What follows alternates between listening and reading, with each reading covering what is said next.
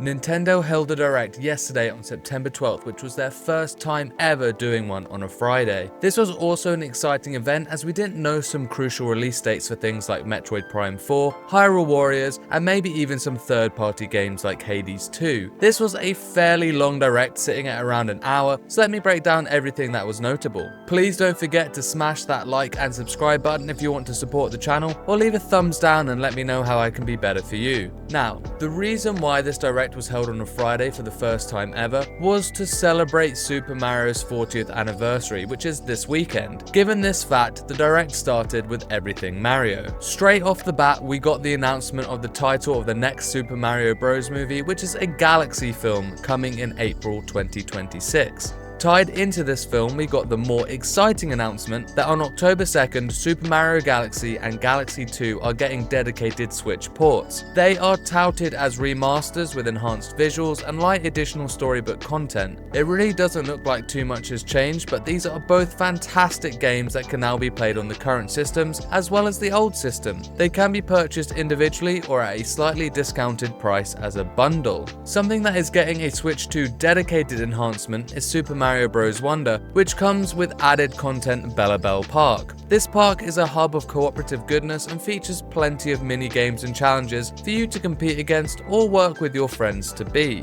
This hits in spring 2026, and also in a slightly strange follow-up, they revealed that they are also selling a talking toy version of the flower from the game. Honestly, this looked pretty crappy, but hey, it's Nintendo doing classically weird Nintendo things. The first brand new game of the afternoon was Mario Tennis Fever. The main mechanic of this new entry is the Fever rackets, which all have their own special abilities. We saw ones that could freeze the core or shrink your opponents. There are 30 of these rackets in the game, along with 38 playable characters. There is a mini campaign mode included in this, which sees the cast turn into babies and try and work out their way back to becoming tennis players. If you are a fan of this series, then look out for this one when it hits on February 12th, 2026 for the Switch 2. Lastly for this section was another brand new game, Yoshi and the Mysterious Book. This is a 2D platformer game which involves Yoshi jumping into the pages of a book to gain knowledge about certain creatures and plants. Because it takes place on the pages of a book, it has this gorgeous hand-drawn looking art style. This one is coming to Switch 2 in spring 2026. That was it for Mario related content at this direct, but it moved swiftly on as there was plenty more to show. The next section focused on games coming to the Switch 1 and therefore the Switch 2 through backwards compatibility.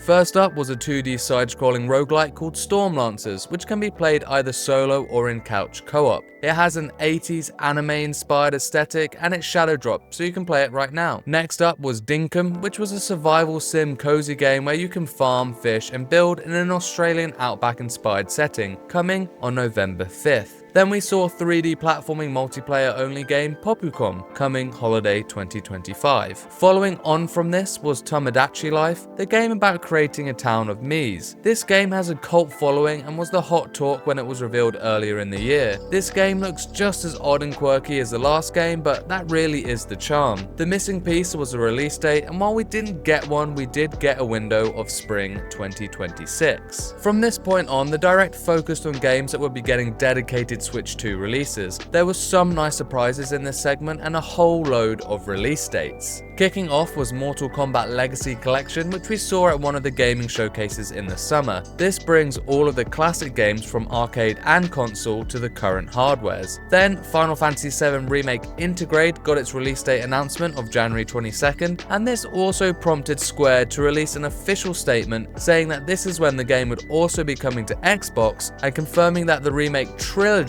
will be coming to both Nintendo and Xbox systems as well as PlayStation in the future. Action roguelike seemed to be the hotness, as next up was Lynked, Banner of the Spark. This was a title that mixed elements of survival sims in between its runs. Fight robots when out in the wild, but upon returning, farm crops, fish, and collect resources for your town. This was another shadow drop, so if it looks up your street, you can play it right now. Sticking with action roguelikes was my biggest pop of the show. Hades 2 had a stunning cinematic that completely blew me away. I am so excited for this game as I adored the first one and I've been desperate for it to get its official release date out of early access. Playing as the daughter of Hades, the Princess of Darkness in this one rather than Zagreus, you have access to witch-like abilities as you battle your way out of the underworld to take on Kronos, the god of time. This game runs at 1080p 120 frames per second in docked mode and 60 frames per second in handheld mode on the Switch 2, where it will be a timed console exclusive. Hades 2 is finally coming on September 25th. I can't believe the two most anticipated indie games in memory are both coming out in the same month, as we just got Silksong. This year is completely mental for game releases. Keeping this momentum, we got a November 6th release date for Hyrule Warriors Age of Imprisonment, which is the Dynasty Warriors type game in the Legend of Zelda universe, focusing around the events of Tears of the Kingdom. Then, we got another big announcement. The rumors were true and Dragon Quest VII is getting a remake, or should I say reimagining. This saw a massive visual overhaul and a complete change in art direction, which, to be honest, I'm not sure that I loved. The game, however, is beloved and I'm sure all of what made the game good is still here. Square have stated the differences on their website as follows. This new version of the game features a new handcrafted visual aesthetic that brings the world and its characters to life like never before. Not only that, but revamped battle mechanics and quality of life features make the game feel fresh and modern, whether you're a new player or a series veteran. The story has also been significantly streamlined, told through a series of vignettes with an overarching narrative. It's been reworked to be pacier and more accessible to players, while still maintaining the narrative depth that the game is known for. Dragon Quest VII Reimagined releases on February 5th, 2026. The most unexpected announcement of the show was with the Nintendo Switch Online Classics expansion pack. Following on from the recent GameCube editions, Nintendo have gone full balls to the wall mental by introducing the Virtual Boy Classics Collection, which comes with its own hardware. This works with both the Switch and the Switch 2 and is required to play the games in 3D, although I'm sure you could still play them in 2D without it. The 14-strong library is coming over time, and given how unsuccessful this was on first release, I'm really interested to see how this does when it releases on February 17th,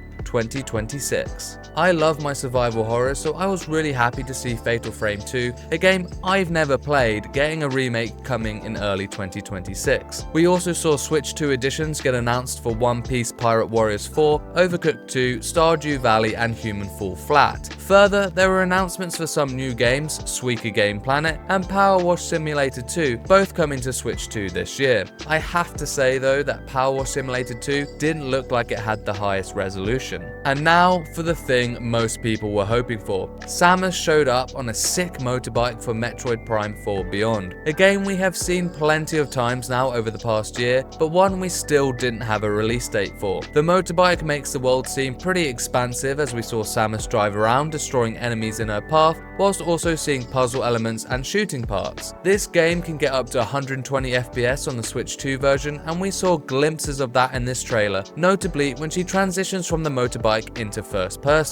Metroid Prime 4 Beyond rounds out the Switch 2's 2025 lineup with the release date of December 4th. One of my favorite games of the year, Donkey Kong Bonanza, is already getting a paid DLC, although it looks a little light on the ground. This DLC sees us getting to go to DK Island and explore that, but from a gameplay perspective, the new mode introduced is a roguelike. You will go out on timed runs where you must collect as many emerald gems as you can smash your way through, whilst collecting power-ups along the way. After each run, you can upgrade DK to make future runs better in classic roguelike fashion. Although I do love this game, I don't think this DLC looks interesting enough for me to invest in. A lot of people, including myself, predicted an announcement of the new Animal Crossing game at this Direct, and I suppose we were kinda right. Think Animal Crossing New Horizons, but in a Pokemon skin, where you play as a Ditto who transforms into a human. Yeah, you heard right. Pokemon Pokopia puts you on an island where you discover other Pokemon and learn their abilities through Ditto's Transform that you can use to build the land into your island paradise. You get to make a town to live in for you and your new Pokemon friends where you can build, farm, and terraform. This is so Animal Crossing coated, even the trees and running animation of the character look identical to New Horizons. I will have to see if this one will scratch that same itch when Pokemon Pokopia releases in 2026. We stayed with Pokemon after this as we saw another look at Pokemon Legends ZA ahead of its October release. In this window, Nintendo also announced paid DLC for the game. Yeah, that's right, paid DLC before the game is even out.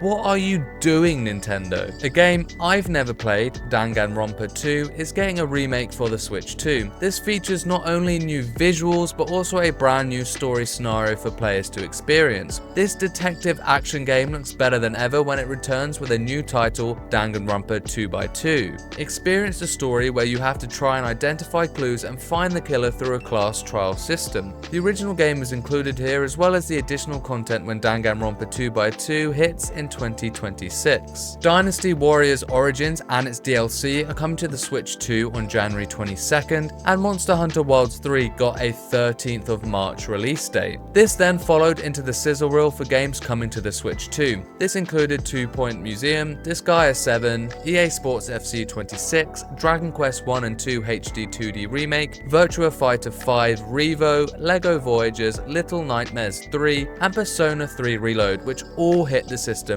this year. It's nice to see the Switch 2 start to really get that third-party support. Speaking of third-party support, Resident Evil 9 Requiem got a brand new trailer here. This was probably my favorite trailer that we've seen of the game since its announcement at Summer Games Fest. It really focused on Grace Ashcroft and the horror she will have to encounter as she investigates the mysterious deaths. We got some dialogue of an evil entity that seems to be stalking her. This trailer comes with the confirmation that this game is coming to the Switch 2 on launch, and also that Resident Evil 7 and 8 are coming on the same day. The grand finale of the Direct was the announcement of a brand new Fire Emblem game, Fire Emblem Fortune's Weave. The visuals look gorgeous and the story runs alongside the events of the heroic games, which seem to feature battles in a Colosseum style environment. The gameplay looks like traditional tactical turn-based tile combat, and it is clear that this game shares the same world as Three Houses, as we saw some crossover characters. Whether it is a sequel or a prequel is yet to be determined. We know very little of Fire Emblem Fortune's Weave right now, but I'm sure we will learn more and more ahead of its release in 2026. That was everything we saw from today's Direct, and if I were to score it, I'd give it an 8 out of 10. The biggest hype moments for me were release dates for Hades 2 and Metroid Prime 4 Beyond, but this Direct really had something for everyone. We got a new Animal Crossing game in a Pokemon skin, gorgeous remakes for Dragon Quest 7, Fatal Frame 2 and Danganronpa 2x2, massive third-party support with the likes of Resident Evil, Persona 3 and the aforementioned Hades 2 being a Switch 2 console exclusive. To top it all off, we got brand new game announcements with the likes of Yoshi and the Mysterious Book, Mario Tennis Fever and Fire Emblem Fortune's Weave, not to mention new hardware with the wacky Virtual Boy segment. The pacing was a bit off, especially towards the end. There was a couple of poorly placed paid DLC announcements, and looking at some of the prices after this Direct does leave a bit of a sour taste. All in all though, a great Direct, and I think the Switch 2's first year is shaping up nicely. Let me know what you thought of the Direct in the comments below with your biggest hype moments. Don't forget to leave a like and subscribe to support the channel, or leave a thumbs down and I'll try to be better next time. Check out my recent reviews for Sword of the Sea or my quick look at Mina the Hollower.